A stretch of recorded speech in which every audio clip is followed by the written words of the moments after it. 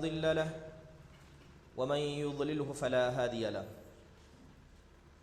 وأشهد أن لا إله إلا الله وحده لا شريك له وأشهد أن محمدًا عبده ورسوله أما بعد فإن خير الحديث كتاب الله وخير الهدي هدي محمد صلى الله عليه وسلم وشر الأمور محدثاتها وكل محدثة بدعة وكل بدعة ضلالة وكل ضلالة في النار فأعوذ بالله من الشيطان الرجيم بسم الله الرحمن الرحيم يا أيها الناس اعبدوا ربكم الذي خلقكم من نفس واحدة وخلق منها زوجها وبث منهما رجالا كثيرا ونساء واتقوا الله الذي تساءلون به والأرحام إن الله كان عليكم رقيبا يا أيها الذين آمنوا اتقوا الله حق تقاته ولا تموتن إلا وأنتم مسلمون يا أيها الذين آمنوا اتقوا الله وقولوا قولا سديدا يصلح لكم أعمالكم ويغفر لكم ذنوبكم ومن يطع الله ورسوله فقد فاز فوزا عظيما وقال الله سبحانه يا بني آدم قد أنزلنا عليكم لباسا يؤاري سوآتكم وريشا ولباس التقوى ذلك خير. تمام قسم کی حمد و ثنا، بڑائی، کبریائی، تعریف و توصیف اس اللہ وحدہ لا شریک کے لیے لائق و زیبا ہے جس نے ہمیں پیدا کیا، اور وہی روز قیامت کو برپا کرنے والا بھی ہے۔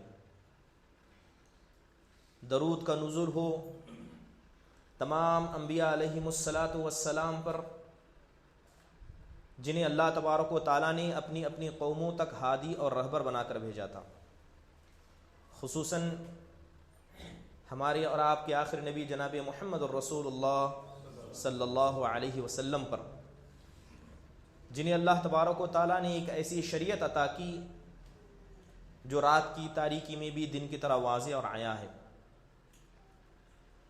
برادران محترم، اللہ تبارک و تعالیٰ نے جب سے اس دنیا کو وجود بخشا،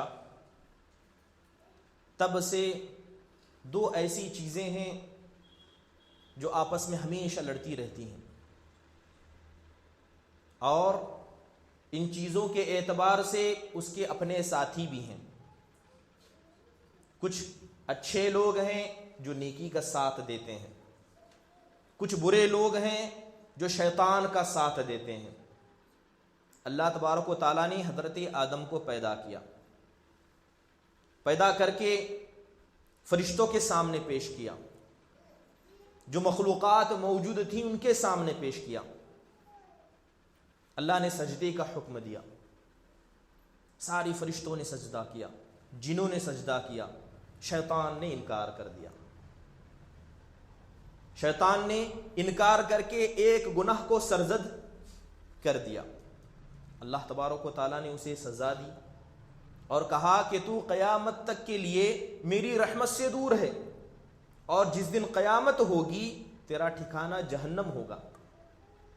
شیطان نے وعدہ کیا اور کہا کہ اے اللہ، میں تیرے بندوں کو گمراہ کروں گا، ہر بری چیز جو دنیا میں ہو سکتی ہے اس کا انہیں حکم دوں گا، اس کی طرف انہیں لے جاؤں گا۔ اللہ نے کہا کہ تو جہنم میں جائے گا، اور جو آدمی تیرا ساتھ دے گا وہ جہنم میں بھی تیرا ساتھی ہوگا۔ اللہ تبارک و تعالیٰ نے حضرت آدم کو جنت بخشی۔ حضرت آدم علیہ السلام سے بھی غلطی ہو گئی۔ حضرت آدم کو منع کیا گیا تھا کہ تم اس درخت کے قریب نہ جانا، اس درخت کے پھل کو نہ کھانا۔ حضرت آدم علیہ السلام نے غلطی کی، اللہ تعالیٰ نے ان کو بھی سزا دی، جنت سے ان کو نیچے نکال دیا گیا، اتار دیا گیا۔ تو یہ شریعت ہے، یہ ہمارا دین ہے جس کی شروعات یہاں سے ہوئی۔ برائی ہے چاہتی ہے کہ دین پر غالب آ جائے، اور اچھائی ہے جس کو اللہ نے ہماری فطرت کے ساتھ پیدا کیا، جو ہمارے دل میں ہمیشہ بسی رہتی ہے، تو اچھائی چاہتی ہے کہ برائی پر غالب آ جائے۔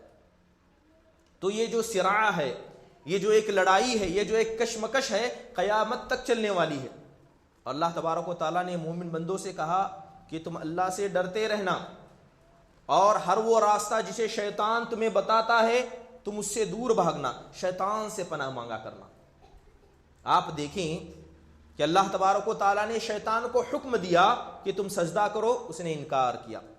اللہ تبارک و تعالیٰ نے حضرت آدم کو منع کیا کہ تم پھل نہ کھانا، انہوں نے کھا لیا۔ ایک طرف تھی نیکی جس کا حکم دیا گیا، اس کا انکار ہوا، ایک طرف تھی برائی جس سے منع کیا گیا، اس کا بھی ارتکاب کیا گیا۔ تو جہاں حکم دیا گیا تھا، شیطان کو حکم دیا گیا سجدہ کرنے کا، اس نے انکار کر دیا، کیونکہ جس کسی حکم کو اللہ تبارک و تعالیٰ دیتا ہے اس حکم کو انکار کیا جاتا ہے، اس کی سزا بڑی سخت ہوتی ہے۔ جیسے ہمیں نماز پڑھنے کا حکم دیا گیا ہے، روزے رکھنے کا حکم دیا گیا ہے، اسی طرح شیطان کو بھی واجبی طور پر حکم دیا گیا سجدہ کریں، اس نے اس حکم کا انکار کیا، قیامت تک کے لیے اسے مردود قرار دیا گیا اور جہنم اس کا ٹھکانہ کر دیا گیا۔ اس کے برعکس ہمیں بھی بہت ساری چیزوں سے منع کیا گیا ہے، محرمات سے رکنے کا حکم دیا گیا ہے۔ حضرت آدم کو بھی حکم دیا گیا تھا، لیکن حضرت آدم علیہ السلام نے اس منع کردہ چیز کو کر لیا، اللہ نے جنت سے نکال دیا، لیکن آخرت میں ان کا فیصلہ جنت ہی ہوگا۔ تو ایک طرف ہے نیکی کا حکم دینا، ایک طرف ہے برائی سے رک جانا، تو نیکی کا حکم ہمیشہ غالب رہتا ہے، نیکی کا حکم ہمیشہ اوپر رہتا ہے۔ یہ اللہ تبارک و تعالیٰ کا اصول ہے، قانون ہے۔ برادران محترم، خطبہ مسنونہ کے بعد ایک آیت کریمہ میں نے پڑھی، اللہ تبارک و تعالیٰ اس میں ارشاد فرماتا ہے، اے ابن آدم، ہم نے تمہارے اوپر لباس کو بطور نعمت نازل کیا ہے، اس لباس کو تم اپنے اوپر لگا لو، اس کو اپنے زیب تن کر لو، تو لہذا اس کے ذریعے تمہاری وہ عورات، تمہاری وہ چیزیں جس کو تم کو چھپانے کا حکم دیا گیا ہے، اس لباس کی نعمت سے وہ چیزیں چھپ جائیں گی۔ وَلِبَاسُ التَّقْوَى ذَلِكَ خَيْرٌ، اور سب سے بہترین لباس تقوی کا لباس ہے۔ تو اس آیت کریمہ میں اللہ تبارک و تعالیٰ نے لباس جیسی نعمت کا ذکر کیا۔ دیگر آیات کو آپ دیکھیں، دیگر آیات کو، قرآن کی آیات کو دیکھیں تو اللہ تبارک و تعالیٰ نے زینت جسے انسان اختیار کرتا ہے، زینت اور خوبصورتی جسے انسان اختیار کرنا پسند کرتا ہے، اس کا قرآن و حدیث میں ہمیں حکم دیا گیا۔ آپ اگر اس دنیا کی کائنات، اس دنیا کو دیکھیں کہ اللہ تبارک و تعالیٰ نے کیسے اس دنیا کو بنایا، اس دنیا کی بناوٹ کو دیکھیں، اللہ تبارک و تعالیٰ نے اتنا بڑا آسمان بنایا، اتنا خوبصورت آسمان بنایا کہ اس آسمان میں کہیں شغاف نہیں ہے، اس آسمان میں کہیں فطور نہیں ہے، اور نہ ہی اس میں کوئی عیب ہے، اور نہ ہی یہ آسمان کسی ستون سے جڑا ہوا ہے۔ اللہ تبارک و تعالیٰ کی ایک عظیم کاریگری ہے، اللہ تبارک و تعالیٰ نے اسے خوبصورتی سے بنایا۔ اللہ تبارک و تعالیٰ نے انسان کو پیدا کیا، اللہ نے کہا کہ ہم نے ان انسانوں کو احسن تقویم، جتنے بہترین انداز سے جوڑ کر ہم نے بنایا ہے، اس کاریگری کی کوئی مثال نہیں، کیونکہ اللہ تبارک و تعالیٰ بہترین کارگر ہے۔ تو اللہ تبارک و تعالیٰ کی انسان کو پیدا کرنا یہ کاریگری ہے۔ تو اللہ تبارک و تعالیٰ ہمیشہ خوبصورتی والی چیزوں کو پسند کرتا ہے، اور اللہ نے خوبصورتی ہی سے اس دنیا کو پیدا کیا۔ آسمان کو دیکھیں، زمین کو دیکھیں، جب سورج اگتا ہے جو خوبصورت منظر ہمیں نظر آتا ہے، یہ وہ خوبصورتی ہے جس خوبصورتی پر اللہ نے دنیا کو پیدا کیا۔ انسان کی دیکھیں، انسان کی حیت کو دیکھیں، اللہ تبارک و تعالیٰ نے کتنے بہترین ڈھانچے میں ڈھانچا ہے۔ تو اللہ تبارک و تعالیٰ نے اس دنیا کو زینت کے ساتھ پیدا کیا، اور یہ زینت اور خوبصورتی ایسی چیز ہے جس کا شریعت میں ہمیں حکم دیا گیا، چاہے مرد ہو، چاہے عورت ہوں، چاہے بچے ہوں، یا کوئی بھی انسان دنیا میں رہتا ہے اور اس زمین پر سانس لیتا ہے، تو اللہ تبارک و تعالیٰ نے ان کو خوبصورتی اور زینت اختیار کرنے کا حکم دیا گیا۔ انسان زینت کا بھی اختیار کرتا ہے جب وہ اپنی بدن کے اعتبار سے، اپنے روح کے اعتبار سے صحیح سالم ہوتا ہے۔ اس لیے کہا گیا کہ نعمت، عافیت کی نعمت، انسان کی صحت کی نعمت ایک ایسی عظیم نعمت ہے کہ توحید کے بعد بڑھ کر اگر کوئی اور نعمت توحید کے بعد ہے تو وہ انسان کے جسم میں عافیت ہے۔ صحیح مسلم شریف کے اندر، حدیث کے اندر آتا ہے، نبی صلی اللہ علیہ وسلم فرماتے ہیں، صلی اللہ العفو والعافیت فإن العبد ما اعطی خیرا من عافیت، اللہ کے نبی صلی اللہ علیہ وسلم صحیح مسلم شریف کی حدیث میں آتا ہے، آپ فرماتے ہیں کہ تم ہمیشہ اللہ تبارک و تعالیٰ سے عافیت مانگا کرو، اپنے جسم میں عافیت مانگو، اپنی روح میں عافیت مانگو، زندگی کے تمام معاملوں میں اللہ سے عافیت مانگو، اس لیے کہ توحید کے بعد، یقین کے بعد، انسان کے سچے عقیدے کے بعد عافیت سے بڑھ کر اور کوئی نعمت اللہ تبارک و تعالیٰ نے دنیا میں نہیں عطا کی۔ عافیت بڑی عظیم نعمت ہے۔ جب کسی انسان کو عافیت نصیب ہو جاتی ہے، اس کا انسان کا جسم درست ہو جاتا ہے، تو انسان زینت اختیار کرنے لگتا ہے، انسان زینت اختیار کرنے لگتا ہے۔ جہاں تک زینت کی بات ہے، آج جمعہ کا دن ہے، مسجد میں لوگ آتے ہیں، ہمیں حکم دیا گیا کہ جب تم مسجد میں آؤ تو زینت کو اختیار کرو۔ اللہ تبارک و تعالیٰ کہتا ہے کہ یہ مسجد اللہ کا گھر ہے، جب اس گھر میں تم داخل ہو جاؤ تو تمہارے پاس جتنا بہترین لباس ہے، لباسوں میں جو سب سے اچھا لباس ہے، اس لباس کو پہن کر آیا کرو، کیونکہ یہ مسجد اللہ کا گھر ہے، کیونکہ اللہ زینت کو پسند کرتا ہے۔ نبی صلی اللہ علیہ وسلم نے، صحیح بخاری صحیح مسلم شریف کی حدیث ہے، حضرت عبداللہ بن مسعود کہتے ہیں کہ نبی صلی اللہ علیہ وسلم صحابہ کے بیچ میں بیٹھے ہوئے تھے، آپ نے فرمایا لا يدخل الجنت من كان في قلبه مثقال حبة من کبر۔ اللہ کے نبی کہتے ہیں کہ وہ آدمی کبھی جنت میں داخل نہیں ہو سکتا جس کے دل میں ذرہ برابر بھی کبر ہو۔ تو ایک صحابی رسول کھڑے ہوئے اور کہنے لگے، اے اللہ کے نبی، ان الرجل يحب ان يكون ثوبه حسنا ونعله حسنا۔ سوال کرتا ہے، کہتا ہے، اے اللہ کے نبی، آپ فرما رہے ہیں کہ جس کے دل میں ذرہ برابر بھی تکبر ہوگا وہ جنت سے دور کر دیا جائے گا۔ ایک آدمی تو یہ چاہتا ہے، اس کی خواہش ہوتی ہے کہ اس کے کپڑے اچھے ہوں، اس کا جوتا اچھا ہو، خوبصورتی کو پسند کرتا ہے۔ کیا یہ بھی تکبر میں آتا ہے؟ کیا یہ بھی زمین پر استعلاء میں آتا ہے؟ تو نبی صلی اللہ علیہ وسلم نے فرمایا، ان اللہ جمیل ویحب الجمال، اللہ بڑا خوبصورت ہے، اللہ تبارک و تعالیٰ خوبصورتی کو پسند کرتا ہے۔ الکبر بطر الحق وغمط الناس، تکبر تو یہ ہے کہ انسان حق کا انکار کر دے اور لوگوں پر غلبہ پا لے، لوگوں پر حاوی ہو جائے، تکبر یہ ہے۔ اگر انسان اچھا لباس پہنتا ہے، یہ تکبر میں نہیں آتا ہے، بلکہ اچھا لباس پہننا یا اپنے آپ کو اچھا دکھانا، یقیناً شریعت اس کی طرف ہمیں راغب کرتا ہے۔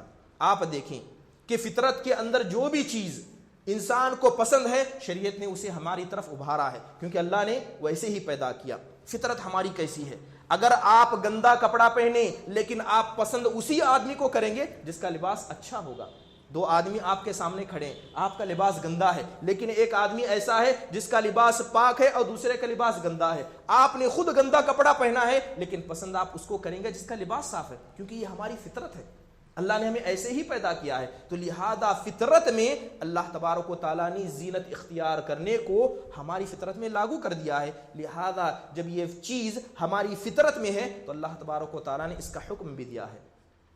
ایک حدیث کے اندر آتا ہے، نبی صلی اللہ علیہ وسلم فرماتے ہیں، ان اللہ جمیل ویحب الجمال ویحب ان یرا اثر نعمته علی عبده۔ آپ صلی اللہ علیہ وسلم فرماتے ہیں کہ اللہ تبارک و تعالیٰ خوبصورت ہے اور اللہ خوبصورتی کو پسند کرتا ہے، اور اللہ چاہتا ہے کہ اپنے بندوں کے اوپر اپنی نعمت کا اثر دیکھیے۔ اگر کسی کے پاس اللہ نے نعمت دی ہے تو اللہ چاہتا ہے کہ اس نعمت کا اثر بندہ اپنے جسم پر دکھائے، اپنے اخلاق و کردار کے ذریعے دکھائے۔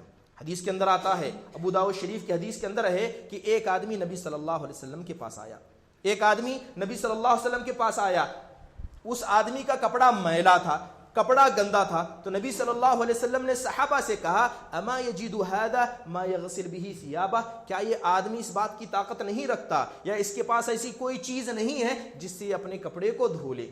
تو آپ صلی اللہ علیہ وسلم نے گندے کپڑے کے ساتھ ایک آدمی کو دیکھا تو آپ نے منع فرمایا۔ عطا بن یسار کہتے ہیں، نسائی کی روایت ہے، وہ خود کہتے ہیں کہ میں نے نبی صلی اللہ علیہ وسلم کو دیکھا، ایک آدمی سفر کر کے آپ صلی اللہ علیہ وسلم کے پاس آیا، تأثر لحیته وشعره، وہ آدمی جب سفر کر کے آپ کے پاس آیا تو آپ نے دیکھا کہ اس کی داڑھی پراگندہ تھی، اس کی داڑھی پھیلی ہوئی تھی، اس کے بال بھی پراگندہ دے۔ تو نبی صلی اللہ علیہ وسلم نے فاشار الیہ باصلاحہ، فاشار الیہ کانہ یامرہ باصلاح شعرہ، تو نبی صلی اللہ علیہ وسلم نے اس آدمی کی طرف اشارہ کیا کہ اپنی داڑھی کو درست کرو، اپنے بالوں کو درست کرو۔ تو نبی صلی اللہ علیہ وسلم نے جن صحابہ کو آپ ایسا کرتے دیکھتے، ایسا لباس پہنتے ہوئے دیکھتے یا ایسی حالت میں دیکھتے جس حالت میں ایک عام انسان نہیں رہتا ہے، تو نبی صلی اللہ علیہ وسلم سے زینت کا حکم دیا کرتے ہیں۔ ابی الاحوص روایت کرتے ہیں کہ میں ایک مرتبہ نبی صلی اللہ علیہ وسلم کے پاس آیا، میں نے صرف ایک ہی کپڑا اپنے جسم پر پہنا ہوا تھا، میں نے صرف ایک کپڑا اپنے جسم پر پہنا ہوا تھا، نبی صلی اللہ علیہ وسلم کے پاس آیا، آپ نے مجھے دیکھا، کہا حل لک من مال، کیا تمہارے پاس کوئی مال ہے، کیا مالدار ہو، کچھ پیسے ہیں؟ تو اس آدمی نے کہا نعم، اے اللہ کے نبی ہاں میرے پاس مال ہے۔ تو آپ نے کہا ای المال، کس قسم کا مال تمہارے پاس ہے؟ تو صحابی کہتے ہیں کہ قد آتانی اللہ من الخیل والابل والغنم والرقیق، کہنے لگا اے اللہ کے نبی، اللہ تبارک و تعالیٰ نے مجھے اونٹ عطا کیے ہیں، میرے پاس گائے ہے، بھیڑ بکری ہے، گھوڑے، یہاں تک کہ غلام بھی ہیں۔ تو نبی صلی اللہ علیہ وسلم نے کہا ان آتاک اللہ مالا فلیرا اثر نعمت اللہ علیک وکرامتہ، جب اللہ تبارک و تعالیٰ نے تجھے اتنا مال عطا کیا ہے تو تجھ کو چاہیے کہ اس مال کا جو نعمت ہے، جو اللہ کی جو نعمت ہے، اس کا اثر تیرے جسم پر دیکھا جانا چاہیے، اور اللہ نے جو کرامت، جو رحمت تم پر کی ہے، اس کا اثر تمہارے جسم پر دیکھا جانا چاہیے۔ کیونکہ اس آدمی نے ازار نہیں پہنی تھی، بس ایک ہی کپڑا پہن کر آیا تھا، تو نبی صلی اللہ علیہ وسلم نے اسے حکم دیا۔ وہ حدیث بھی مشہور ہے، جمعہ کا دن تھا، صحابہ کرام کھیتوں میں کام کرتے، مسجد میں تشریف لاتے، ایسے لباس سے تشریف لاتے جس لباس سے بدبو آتی، پسینے کی بدبو آتی۔ آپ صلی اللہ علیہ وسلم نے کہا جب جمعہ کا دن ہو تو تم میں ہر شخص کو چاہیے کہ وہ غسل کر کے لائے۔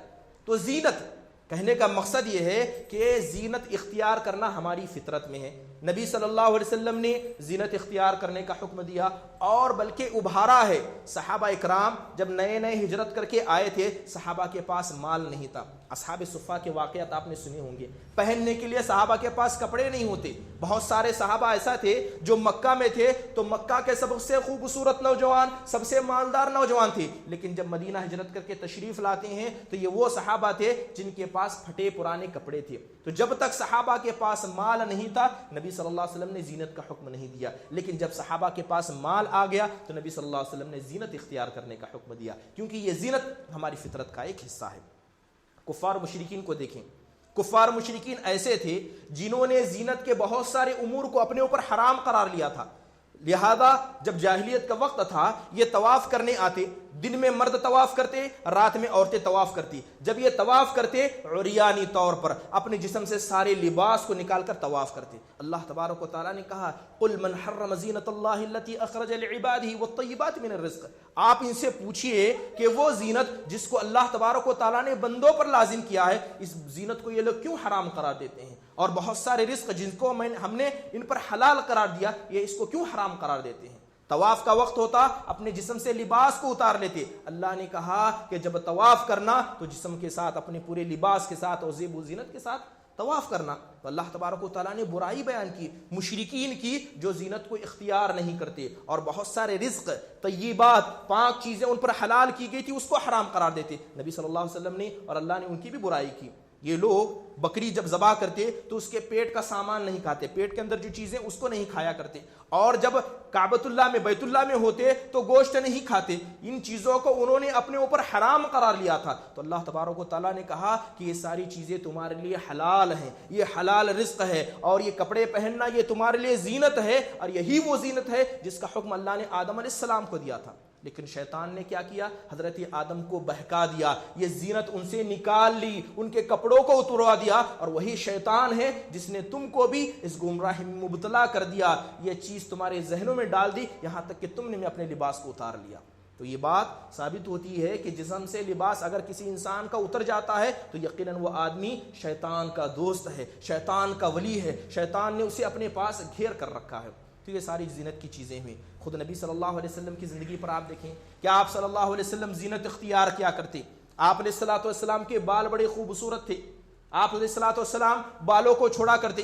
امام ابن قیم رحمہ اللہ کہتے ہیں کہ نبی صلی اللہ علیہ وسلم کی عادت بالوں کے مسئلے میں ایسی تھی، یا تو آپ بال مکمل چھوڑتے یا مکمل ہٹا دیا کرتے۔ ابن قیم کہتے ہیں کہ آپ صلی اللہ علیہ وسلم نے کبھی اپنے بالوں کو کم نہیں کیا۔ آپ علیہ الصلوۃ والسلام آپ نے بالوں کو صرف اسی وقت کاٹا جب آپ بیت اللہ جاتے، جب آپ طواف کرنے جاتے، یا آپ عمرہ کرتے یا حج کرتے، اسی وقت نبی صلی اللہ علیہ وسلم نے اپنے مکمل بالوں کو ہٹایا، یا تو آپ نے بال مکمل رکھے یا مکمل کاٹے۔ یہ نبی صلی اللہ علیہ وسلم کی عادت مبارکہ تھی۔ نبی صلی اللہ علیہ وسلم زینت اختیار کرتے، آپ صلی اللہ علیہ وسلم سرما استعمال کرتے، اثمد سرما استعمال کرتے۔ آپ نے کہا کہ تم سرما استعمال کیا کرو، وقتحلوا بالاثمد، تم اثمد سرمے سے اپنی آنکھوں کو سرما لگایا کرو، اس لیے کہ اس کی وجہ سے آنکھوں میں روشنی بڑھ جاتی ہے اور سر کے بال بھی اچھے ہو جاتے ہیں۔ نبی صلی اللہ علیہ وسلم زینت اختیار کرتے. نبی صلی اللہ علیہ وسلم نے ہاتھ میں انگوٹھی تک پہن رکھی تھی. آپ انگوٹھی کو پسند کرتے کیونکہ یہ بھی ایک زینت تھی. نبی صلی اللہ علیہ وسلم کا لباس بڑا پیارا ہوتا. آپ صلی اللہ علیہ وسلم نے قمیض پہنی, آپ نے چادر پہنی, آپ نے ازار پہنی, آپ نے سروال پہنی. کبھی صلی اللہ علیہ وسلم لال لباس پہنتے, جیسے کہ روایت کے اندر آتا ہے, حضرت برا بن عازب کہتے ہیں کہ چاندنی کا وقت تھا, میں نے نبی صلی اللہ علیہ وسلم کو دیکھا, آپ نے لال کپڑا پہنا تھا, آپ کے بال بنے ہوئے تھے. نبی صلی اللہ علیہ وسلم کو میں دیکھتا, ایک مرتبہ میں چاند کو دیکھتا, کہتے ہیں خدا کی قسم میں نے چاند سے زیادہ خوبصورت نبی صلی اللہ علیہ وسلم کو پایا. کیونکہ آپ زینت کو پسند کرتے, زینت کو اختیار کرتے. کوئی وفد آپ کے پاس آتا, آپ صلی اللہ علیہ وسلم نیا کپڑا پہنتے. جمعہ کا دن ہوتا, آپ صلی اللہ علیہ وسلم سفید لباس پہنا کرتے ہیں, کیونکہ لباسوں میں سب سے افضل لباس جو نبی کو پسند تھا وہ سفید تھا. آپ فرماتے ہیں البثوا من ثيابكم البياض فانه خير من ثيابكم وكفنوا فيها موتاكم. آپ کہتے ہیں کہ تم اپنے کپڑوں میں سفیدی کو اختیار کرو, کیونکہ یہ سب سے بہترین کپڑا ہے, اور اسی میں اپنے مردوں کو دفنایا کرو. نبی صلی اللہ علیہ وسلم زینت اختیار کرتے. آپ کو خوشبو بڑی پسند تھی, آپ صلی اللہ علیہ وسلم کو خوشبو بڑی پسند تھی. یہاں تک کہ نبی صلی اللہ علیہ وسلم نے خود حدیث میں فرمایا حبب الی من الدنیا النساء والطیب, کہ دنیا کی اگر کوئی چیز مجھے محبوب ہے تو وہ دو چیزیں ہیں. دنیا میں اگر کوئی چیز مجھے پسند ہے تو دو چیزیں ایسی ہیں جن کی محبت میرے دل میں ڈال دی گئی, ایک تو ہے عورت اور دوسری ہے خوشبو. حضرت عائشہ رضی اللہ عنہ فرماتی ہیں کہ میں نبی صلی اللہ علیہ وسلم کو دیکھ رہی تھی کہ آپ بیت اللہ کا طواف کر رہے تھے, اور آپ نے سر میں مانگ نکالی ہوئی تھی. اس مانگ میں جو خوشبو مسک کی خوشبو ہوتی ہے, اس مسک کی چمک کو آپ صلی اللہ علیہ وسلم کے سر میں دیکھ رہی تھی. نبی صلی اللہ علیہ وسلم جب طواف کرنے کے لیے جاتے, احرام پہننے سے پہلے آپ صلی اللہ علیہ وسلم سر میں خوشبو لگایا کرتی. آپ صلی اللہ علیہ وسلم کو بہت ساری خوشبو پسند تھی, لیکن سب سے زیادہ آپ کو مسک کی خوشبو پسند تھی. یہ مسک ایک ایسی خوشبو ہوتی ہے جو بڑی ہلکی ہوتی ہے, لیکن انسان کو بڑی میٹھی اور پسند ہوتی ہے. نبی صلی اللہ علیہ وسلم کو یہ خوشبو پسند تھی. تو بتانے کا مقصد یہ ہے کہ نبی صلی اللہ علیہ وسلم نے ہمیشہ زینت کو اختیار کیا. صحابہ اکرام کی سیرتیں دیکھیں, صحابہ نے بھی زینت اختیار کیا, اچھے کپڑے پہنتے اور اسی طرح کا تعامل کرتے.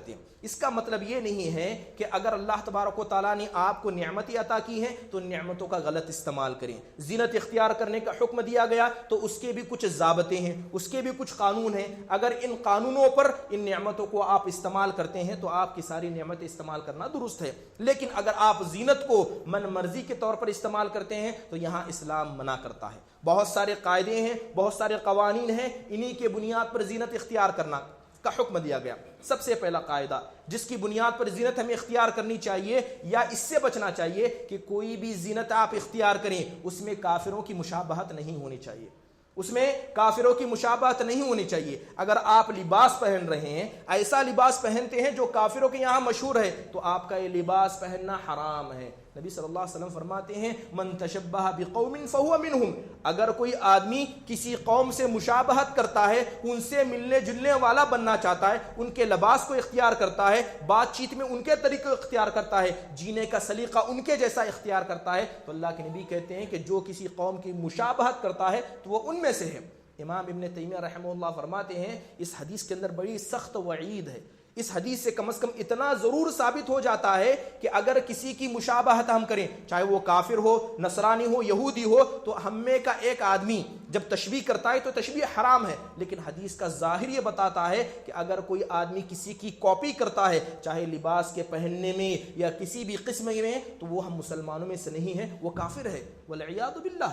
یقیناً کافروں سے دوستی کرنا یا یہ کہ ان کے جیسا لباس پہننا اسلام اسے حرام قرار دیتا ہے. تو لہذا زینت اختیار کریں گے تو پہلا قاعدہ یہ ہے کہ کافروں کی اس کے اندر مشابہت نہیں ہونی چاہیے. حضرت عبداللہ بن عمرو بن عاص رضی اللہ عنہ کو نبی صلی اللہ علیہ وسلم نے دیکھا, انہوں نے ایک ایسا لباس پہنا تھا جو پیلے کی طرف مائل تھا, لال اور پیلے کی طرف مائل تھا. تو نبی صلی اللہ علیہ وسلم نے ان کو دیکھا تو کہا کہ یہ کافروں کا لباس ہے, اس کو پہنا مت کرو, جسے ہم بھگوا کلر کہتے ہیں.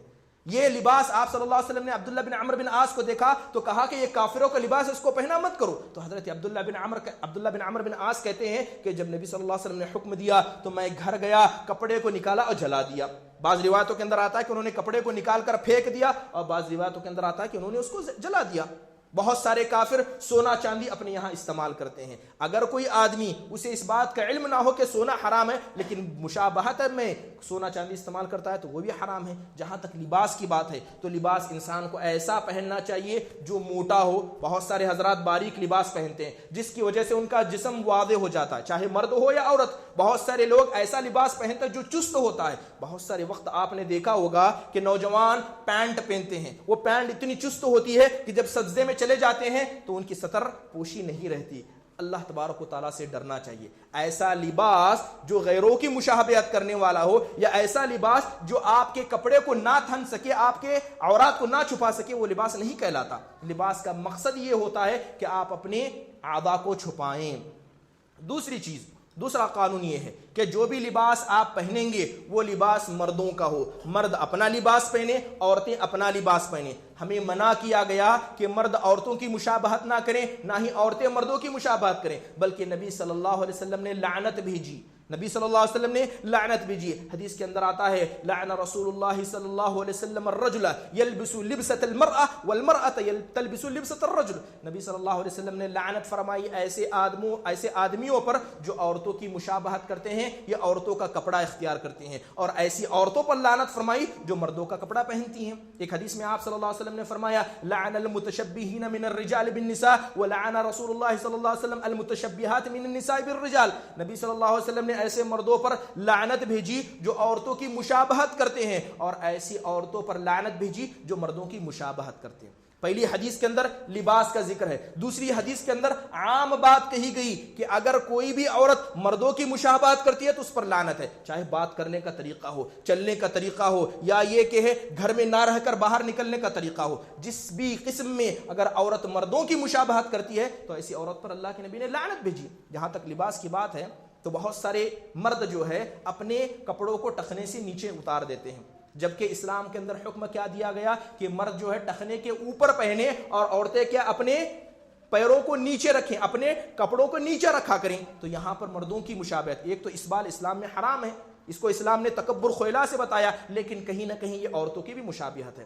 اب جہاں تک عورتیں جو مرد کی مشابہت کرتی ہیں لباس میں تو بہت ساری ہیں. جیسے بہت سارے لوگ ایسا لباس پہنتی ہیں جو مردوں کا, چاہے وہ جینز پینٹ ہو یا اس کے علاوہ کوئی بھی ہو. بلکہ پرابلم اور مشکل تو یہ ہے کہ ہم جب اپنے بچوں کی تربیت کرنا چاہتے ہیں تو یہاں پر مرد اور عورت کا خیال نہیں کرتے. چھوٹی چھوٹی لڑکیاں ہوتی ہیں ان کو جینس پینٹ پہنا دیا جاتا ہے, کہا جاتا ہے کہ بچی ہے اس کے استعمال سے کیا ہو جائے گا. یقیناً آپ ذمہ دار ہیں, آپ ذمہ دار ہونے کے بعد آپ کی بیٹی ہے, آپ اس کو بیٹے کا کپڑا پہناتے ہیں, آپ گنہگار ہوں گے, نبی صلی اللہ علیہ وسلم کی اس لعنت کا گردان ہوں گے. بہت ساری عورتیں مردوں کی مشابہت کرتی ہیں. بات چیت میں, چلنے میں عورتوں کو حکم دیا گیا کہ تیز نہ چلیں. دیکھا جاتا ہے کہ اور تیزی چلتی ہیں, دوڑتی رہتی ہیں. اس کے علاوہ عورتوں سے کہا گیا کہ اپنے گھر میں باقی رہیں. وقرنا فی بیوتکن ولا تبرجن تبرج الجاہلیۃ الاولی. عورتوں کو حکم دیا گیا کہ اپنے گھروں میں باقی رہیں. مردوں کو حکم دیا گیا کہ گھر سے باہر جا کر تجارت کریں اور گھر کے اندر مال لائیں. تو لہذا گھر کے اندر سامان پہنچانا یہ مردوں کی ذمہ داری ہے. لیکن دیکھا جاتا ہے آج جمعرات کو جائیں اس رائے درگ کی مارکیٹ میں دیکھیں, سب سے زیادہ عورتیں آپ کو سبزیاں خریدتے ہوئے نظر آئیں گی. یہ ذمہ داری مردوں کی ہے, عورتوں کی نہیں ہے. لیکن عورتیں جب مردوں کی مشابہت کرنے لگتی ہیں, گھر سے باہر نکلنے لگتی ہیں, تو وہ اس لعنت کا شکار ہو جاتی ہیں. بہت ساری عورتوں کو دیکھا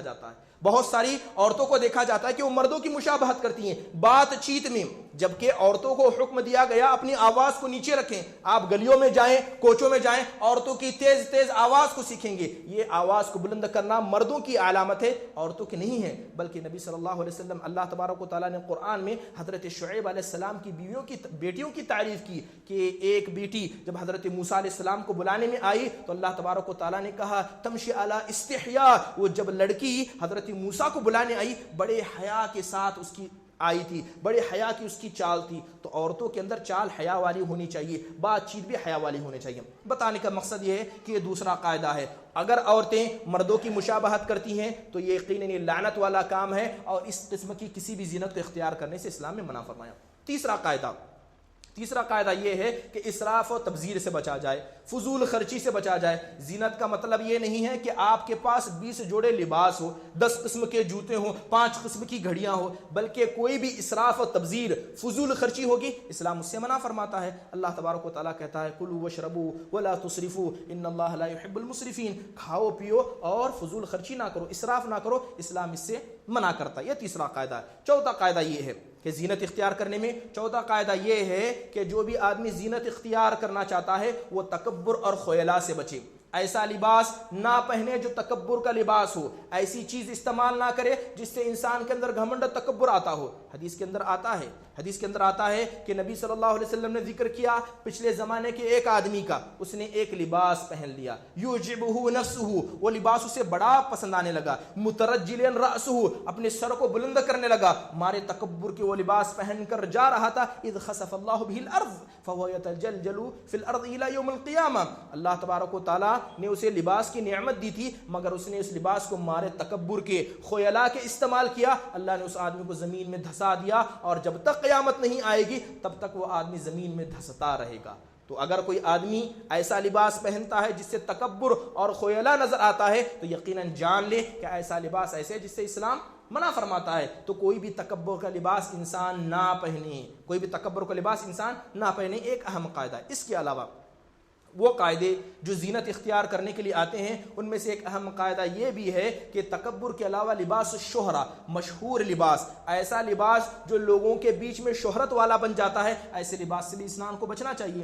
حدیث کے اندر آتا ہے، نبی صلی اللہ علیہ وسلم فرماتے ہیں من لبس لباس الشہرۃ فی الدنیا البسہ اللہ لباس مذلۃ یوم القیامہ وثم الہب بہ نارا۔ آپ فرماتے ہیں کہ جو دنیا میں شہرت کا لباس پہنتا ہے اللہ اس کو قیامت کے دن ذلت کا لباس پہنائے گا، اور اسی لباس کے ذریعے اسے آگ میں آگ دی جائے گی، اسی لباس کو اس کے آگ میں پھینک کر اس کو جلایا جائے گا۔ لباس الشہرہ، مشہور لباس کا مطلب کیا ہے؟ شہرت کا لباس کا مطلب یہ ہے کہ ایسا لباس جو آپ کے یہاں رائج نہ ہو۔ آپ جانتے ہیں کہ آپ کی سوسائٹی میں کیسا لباس پہنا جاتا ہے، کیسے کلر آپ کے یہاں استعمال کیے جاتے ہیں۔ اس کے برعکس کوئی ایسا لباس پہن لے کہ لوگ اس کو دیکھتے ہی لوگوں کی نگاہیں آپ کی طرف آ جائیں، تو یہ لباس الشہرہ ہے۔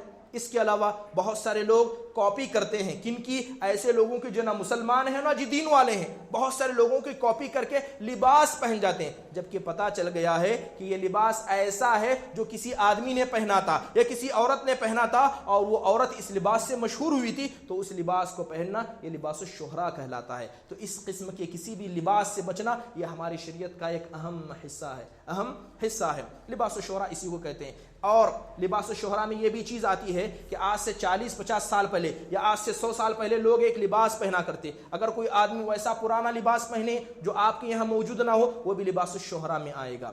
حضرت ایوب سختیانی کی سے روایت آتی ہے کہ انہوں نے، حضرت عدی بن عیاض نے ان کو حکم دیا کہ میں ویسے جوتے پہننا چاہتا ہوں جیسے نبی صلی اللہ علیہ وسلم پہننا چاہتے تھے، جیسے نبی صلی اللہ علیہ وسلم پہنتے تھے میں ویسے جوتا پہننا چاہتا ہوں، تو لہذا ان کے لیے ویسے جوتے بنائے گئے جیسے نبی صلی اللہ علیہ وسلم پہنا کرتے تھے۔ تو چند دن پہنا، اس کے بعد ان جوتوں کو اتار کر رکھ دیا گیا۔ حضرت عدی بن فضیل سے پوچھا گیا کہ آپ نے ان جوتوں کو کیوں رکھا؟ تو کہنے لگے کہ ایسے جوتے میں نے کسی کو پہنتے ہوئے نہیں دیکھے، جب میں جوتے پہن کر جا رہا تھا تو لوگ میری طرف نگاہ تعجب سے دیکھ رہے تھے، تو مجھے ڈر ہوا کہیں یہ شہرت کا لباس نہ ہو، لہذا ان جوتوں کو اتار دیا۔ جبکہ وہ جوتے ویسے تھے جیسے نبی صلی اللہ علیہ وسلم نے پہنے تھے، نبی صلی اللہ علیہ وسلم کا زمانہ ان سے 100-150 سال پہلے کا تھا، اس سے زیادہ پرانے نہیں تھے، لیکن پھر بھی انہوں نے اس لباس کو نہیں پہنا۔ تو اسے کہتے ہیں لباس الشہرہ، مشہوری کا لباس۔ لباس الشہرہ میں ایسے کلر بھی آتے ہیں، آج آپ دیکھیں گے کہ مرد الگ الگ طرح کے کلر پہنتے ہیں، کوئی بالکل ہرا سا لباس پہنے گا، کوئی لال لباس پہنے گا، ایسے لباس، ایسے کلر جو عورتوں کے لیے ہیں ایسے لباس پہنتے ہیں۔ اگر 10 لوگوں میں ایک آدمی بیٹھ جائے ایسا کلر پہنے کہ نگاہ اس کی طرف جائے تو اس آدمی کو اللہ سے ڈرنا چاہیے کہ اس طرح کا لباس کہیں شہرت والا لباس نہ ہو جائے۔ تو آپ سفید کپڑا پہننا زیادہ پسند کریں یا اس سے ملتے جلتے کپڑوں کو آپ پہننا پسند کریں۔ اسی طرح لباس اور زینت اختیار کرنے میں آخری قاعدہ یہ ہے کہ آپ جو بھی کسی بھی قسم کی زینت اختیار کریں اس میں اللہ تبارک و تعالیٰ کی تخلیق میں کوئی تغییر نہیں ہونے چاہیے۔ جیسے اللہ نے آپ کو پیدا کیا ہے، وہ اللہ تبارک و تعالیٰ نے جس انداز سے آپ کو اس دنیا میں بنایا ہے اسی انداز میں آپ رہیں، اللہ کی خلقت میں کسی چیز کو نہ بدلیں۔ تو اگر کوئی آدمی زینت اختیار کرتا ہے اور زینت اختیار کرنے میں کسی بھی ایسی چیز کا استعمال نہیں کرتا ہے جو اللہ کی بنائی ہوئی خلقت کو نہ بگاڑتا ہو تو وہ زینت اختیار کرنا صحیح ہے۔ اور اللہ کے نبی صلی اللہ علیہ وسلم نے منع فرمایا، عورتوں پر لعنت فرمائی۔ نبی صلی اللہ علیہ وسلم نے عورتوں کی ایک لسٹ فہرست بنائی جس میں عورتیں گناہ کرتی ہیں۔ آپ صلی اللہ علیہ وسلم فرماتے ہیں لعن اللہ الواصلۃ والمستوصلہ، اللہ تبارک و تعالیٰ لعنت بھیجتا ہے ایسی عورتوں پر جو اپنے بالوں میں زائد بالوں کو جوڑتی ہیں اور جو زائد بال جوڑنے کا کام کرتی ہیں۔ اگر کسی عورت کے بال کم ہیں اور اگر کوئی عورت اور زائد بال، جھوٹے بال اپنے سر پر لگاتی ہے تو نبی صلی اللہ علیہ وسلم نے لعنت کی، نبی صلی اللہ علیہ وسلم نے لعنت کی۔ حضرت معاویہ بن ابی سفیان رضی اللہ عنہ خطبہ دینے کے لیے آئے، اپنے ہاتھ میں بالوں کا ایک گچھا پکڑ لیا۔ حضرت معاویہ بن ابی سفیان نے اپنے ہاتھوں میں بالوں کا ایک گچھا پکڑ لیا اور کہا کہ یہ جھوٹ ہے۔ نبی صلی اللہ علیہ وسلم نے اسے جھوٹ قرار دیا، یہ جھوٹ ہے۔ اگر کوئی عورت زائد بالوں کو اپنے جسم پر لگاتی ہے جبکہ وہ بال حقیقی نہیں ہے تو اللہ کے نبی نے لعنت بھیجی۔ اور اگر کوئی عورت اس لگانے میں مدد بھی کرتی ہے، آج دیکھا جاتا ہے کہ آن لائن ہر چیز دستیاب ہے۔ کسی عورت کو سر پر بال لگانے والے ہیں، ایک عورت پوچھتی ہے کہ مجھے بال لگانے، بتاؤ کہ یہ بال کہاں ملتے ہیں؟ اگر کوئی عورت کہتی ہے کہ جاؤ امیزون پر مل جاتی ہے وہاں سے خرید لو، تو امام صالح عثیمین رحمہ اللہ سے پوچھا گیا کہ اگر کوئی عورت ایسی ہے جو بال خریدنا چاہتی ہے لیکن دوسری عورت اس کو بال خریدنے کا طریقہ بتاتی ہے، اس کا کیا حکم ہے؟ تو کہتے ہیں کہ یہ عورت جو بال خریدنا چاہتی ہے اور جس نے بال خریدنے پر رہنمائی کی، یہ دونوں اس لعنت میں برابر کی شریک ہیں، کیونکہ برائی کی طرف کسی کو رہنمائی کرنا یہ برائی میں برابر شرکت ہے۔ اس کے علاوہ نبی صلی اللہ علیہ وسلم نے لعنت فرمائی جسم پر گدوانے سے،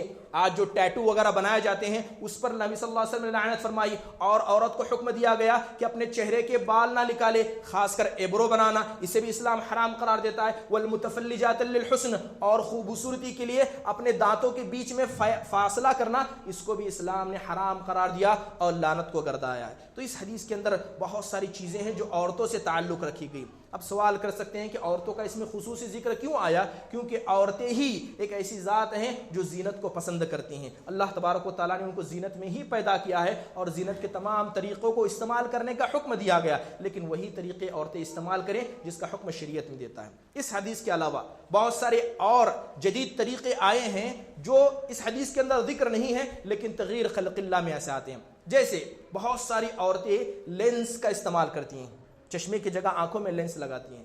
آپ جانتے ہیں کہ اس طرح کی زینت کو اختیار کرنا، اگرچہ اسلام اسے اجازت دے دیتا ہے کہ اگر کوئی لینس زینت کے لیے اپنے آنکھوں میں لگاتی ہے تو جائز ہے، لیکن چند شروط کے ساتھ، چند ضوابط کے ساتھ۔ پہلا ضابط یہ ہے کہ اگر کوئی لینس لگانا چاہتی ہے، چاہے وہ مرد ہو یا عورت، تو ایسے لینس نہ لگائے جو لوگوں میں مشہور ہو، جسے کافر لوگ پہنتے ہیں۔ دوسری چیز، اگر کوئی لینس لگانا چاہتا ہے تو ایسے ہی کلر کے لینس لگائے جیسے انسانوں کی آنکھیں ہوتی ہیں۔ آج آپ دیکھیں گے ایسے لینس آپ کو بازار میں مل جائیں گے جو جانور کی آنکھوں جیسی ہوتی ہیں یا الگ الگ کلر کی ہوتی ہیں جیسے انسانوں کی آنکھیں نہیں ہوتی، تو اسلام اسے حرام قرار دیتا ہے اور یہ تغییر خلق اللہ میں سے بھی آ جاتا ہے۔ اس کے علاوہ وہ چیزیں جو آج کل نئی خوبصورتی کے لیے استعمال کی جاتی ہیں، بہت ساری عورتیں اپنے چہروں کے بالوں کو نکالتی ہیں، اپنے چہرے کے بال کو نکالتی ہیں۔ چاہے عورت چہرے کے بال اگر نکالنا چاہتی ہے تو شریعت کا ضابط یہ ہے کہ سوائے یہ جو ایبرو ہیں اس کو حرام قرار دیا گیا۔ اگر کسی عورت کے چہرے پر زائد بال ہو جاتے ہیں جو اس کی خلقت میں اسے نقصان پہنچا سکتی ہیں تب وہ نکال سکتی ہے۔ اس کے علاوہ خوبصورتی کے لیے آج الگ الگ قسم کے آپریشن کیے جاتے ہیں، الگ الگ قسم کے آپریشن۔ اگر کسی کی ناک چپٹی ہوتی ہے تو اس ناک کا آپریشن کر اس کو درست کیا جاتا ہے، اسلام اسے حرام قرار دیتا ہے۔ اگر کسی کے ہونٹ چھوٹے ہیں تو انجیکشن لگا کے ان ہونٹوں کو بڑا کیا جاتا ہے، خوبصورتی میں اضافہ کے لیے کیا جاتا ہے، اسلام اسے بھی حرام قرار دیتا ہے۔ چاہے عورت سینے کی سرجری کرائے، ہونٹ کی سرجری کرائے یا اپنے گال یا ناک کی، اگر اللہ تبارک و تعالیٰ نے تم کو جس خلقت پر پیدا کیا ہے اس خلقت کو کوئی بھی بدلنا چاہتا ہے تو اسلام اسے حرام قرار دیتا ہے۔ لیکن اگر کوئی انسان ایسا ہے جس کے 5 کی جگہ 6 انگلیاں ہیں، 5 کی جگہ 6 انگلیاں ہیں، اب وہ 6ٹھی انگلی کو کٹوانا چاہتا ہے تو یہ کیا تغییر خلق اللہ میں آئے گا؟ اسلام اس کی اجازت دیتا ہے، کیونکہ عام طور پر 5 ہی انگلیاں ہوتی ہیں، اگر کسی کی 6 ہوتی ہیں تو وہ زینت کے لیے اگر 6ٹھی انگلی کو کٹوا بھی دیتا ہے تو اسلام اس سے منع نہیں کرتا۔ اس کے علاوہ بہت ساری ایسی چیزیں ہیں جو ہمارے یہاں نئی نئی آ چکی ہیں، جو مردوں میں بھی ہیں عورتوں میں بھی ہیں، لیکن اسلام کا ضابط ہمیشہ ہے اگر آپ اللہ کی خلقت کو بدلنے کے لیے زینت اختیار کرتی ہیں، چاہے وہ مرد ہو یا عورت، اس زینت کو اسلام حرام قرار دیتا ہے۔ اگر آپ اپنی خلقت پر باقی ہیں، زینت اختیار کرتی ہیں، تو اسے اسلام جائز قرار دیتا ہے۔ تو یہ زینت کے چند آداب تھے، ہر انسان کو چاہیے ان آداب کا خیال رکھے۔ اللہ تبارک و تعالی ہمیں تقوی کا لباس پہنائے، اللہ ہمارے اعمال کی اصلاح فرمائے، اللہ ہماری عورتوں کی اور جو ان کی یہاں زینت کے مسئلے میں بے راہ روی پائی جاتی ہے، اللہ ان سب کی اصلاح فرمائے، اللہ ان کے گناہوں کو معاف فرمائے، اللہ تبارک و تعالیٰ میں متقی بنائے، اللہ ہمیں گناہوں سے پاک فرمائے، ہمیں جو مقروض ہیں اللہ ان کے قرض کے سامان کی ادائی کی توفیق دے، اور جو بیمار ہیں اللہ انہیں شفائے کاملہ واجب عطا فرمائے، اور جو ہم انتقال کر گئے اللہ ان کی مغفرت فرمائے، اللہ ان کے قبر کو نور سے منور کر دے۔ آمین وآخر دعوانا الحمدللہ رب العالمین۔